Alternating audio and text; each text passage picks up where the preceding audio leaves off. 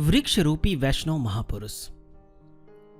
कल वृंदावन परिक्रमा मार्ग पर मुख्य मार्ग के किनारे जिस प्राचीन वट वृक्ष का दर्शन करके आए थे, उस वृक्ष के संबंध में दो चार बातें उठाने से और भी बातें होने लगी। श्री वृंदावन में वृक्ष के रूप में कितने महापुरुष हैं, कहा नहीं जा सकता। गुरुदेव ने स्वयं जो प्रत्यक्ष किया था वह कहने लगे। एक दिन मैं घूमते घूमते राधा बाग जा पहुंचा। यमुना के किनारे एक निर्जन स्थान देखकर वहां एक वृक्ष के नीचे निश्चिंत होकर बैठ गया। कुछ ही क्षण में सरसर की ध्वनि मेरे कानों में आने लगी। देखा सामने में एक वृक्ष कांप रहा है। देखकर बड़ा आश्चर्य हुआ। मैं वृक्ष की ओर देखता रहा, फिर देखा वृक्ष नहीं है। एक बहुत सुंदर वैष्णव महात्मा वहां खड़े हुए हैं। उनके द्वादश अंग में यथारीति तिलक, गले में कंठी, तुलसी की माला, हाथ में भी जप की तुलसी माला है। उनके विषय में जानने की इच्छा व्यक्त करने पर उन्होंने मुझे पूरा परिचय दिया।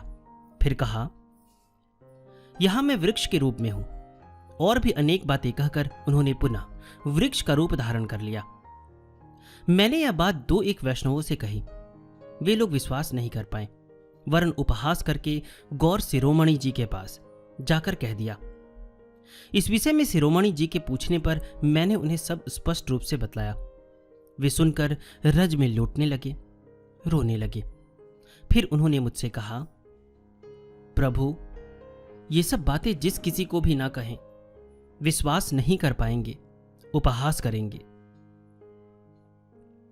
सुना है बाद में गौर शिरोमणि जी भी राधा बाग में उसी वृक्ष रूपी वैष्णव महात्मा का दर्शन करके आए थे। मैंने ठाकुर से पूछा, महात्मा लोग यहां वृक्ष के रूप में क्यों रहते हैं? ठाकुर ने कहा, वृंदावन अप्राकृतिक धाम है। अप्राकृतिक लीला यहां नित्य हो रही है। वैष्णव महापुरुष निश्चिंत होकर उसी का दर्शन करने के लिए वृक्षादि के रूप में विद्यमान है। व्रज धाम में वास करके आनंद से भजन करते हैं और लीला दर्शन करते हैं। मैंने कहा, वृक्ष रूप में जो सब महापुरुष वृंदावन में हैं, फिर उन्हें तो साधारण लोग जानते नहीं। वृक्ष के ऊपर किसी प्रकार का अत्याचार करने से उन महापुरुषों को कोई हानि नहीं होती। ठाकुर ने कहा, इसलिए व्रज के वृक्ष लता को हानि नहीं पहुंचाते। हानि पहुंचाने से उनको बहुत कष्ट होता है। अभी कुछ दिन पहले ही तो एक वृक्ष पर अत्याचार करने से भयानक अनिष्ट हो गया।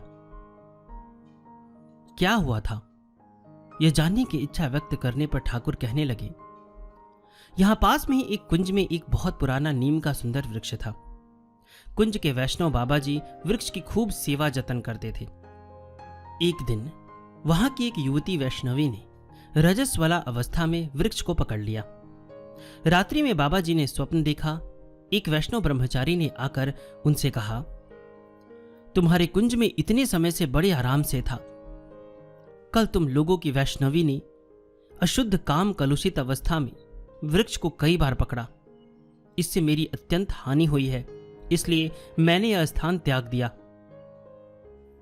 बाबा जी ने प्रातः उठकर देखा, वृक्ष सूख गया है। हम लोगों ने भी जाकर देखा, एक रात्रि में ही वह बड़ा वृक्ष बिल्कुल सूख गया। ठाकुर की ये सब बातें सुनकर चकित रह गया। मुंगेर में जो घटना हुई थी, उसी गुलाब के पौधे की बात आज मन में आ गई।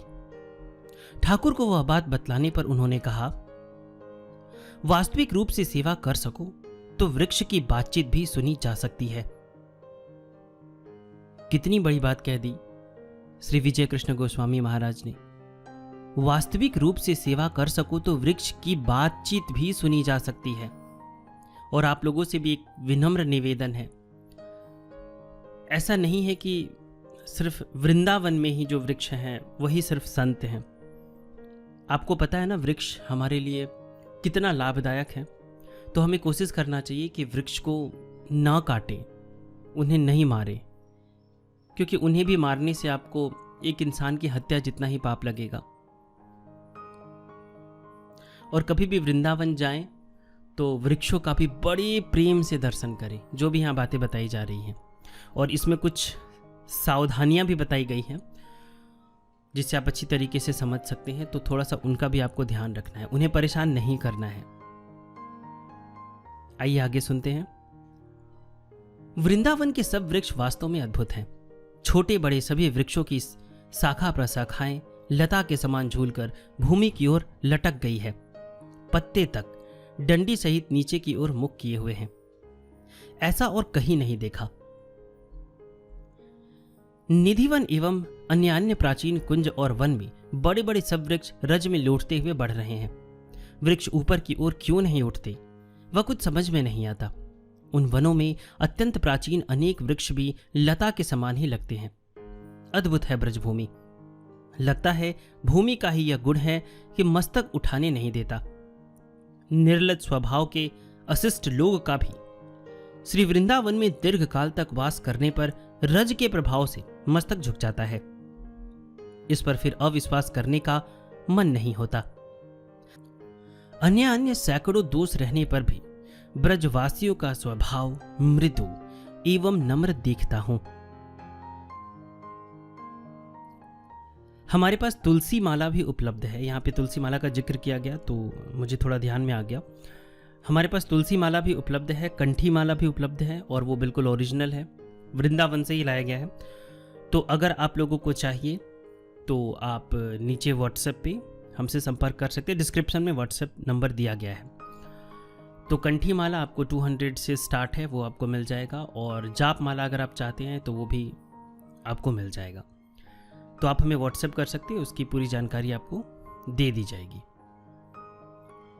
और श्री कुलदानंद ब्रह्मचारी जी जो श्री विजय कृष्ण गोस्वामी जी से जो भी वार्ताएं चल रही हैं, तो ये भी सीरीज आगे चलेगा।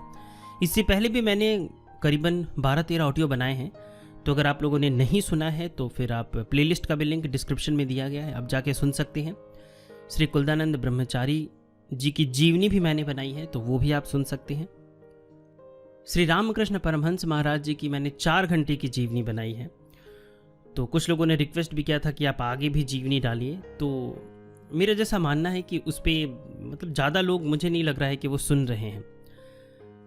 अगर कुछ और लोग ज़्यादा सुनेंगे उसे तो फिर, क्योंकि मैं जो भी बना रहा हूँ वो मैं आपके लिए ही बना रहा हूँ, आपके लाभ के लिए ही बना रहा हूँ। तो अगर आप लोग की रुचि होगी उसमें भी, क्योंकि 4 घंटा सुनना आसान नहीं होता है, अगर आप लोग पूरा सुन लेंगे उसके बाद ही मैं अगला पार्ट उस पर भी बनाऊँगा। धन्यवाद।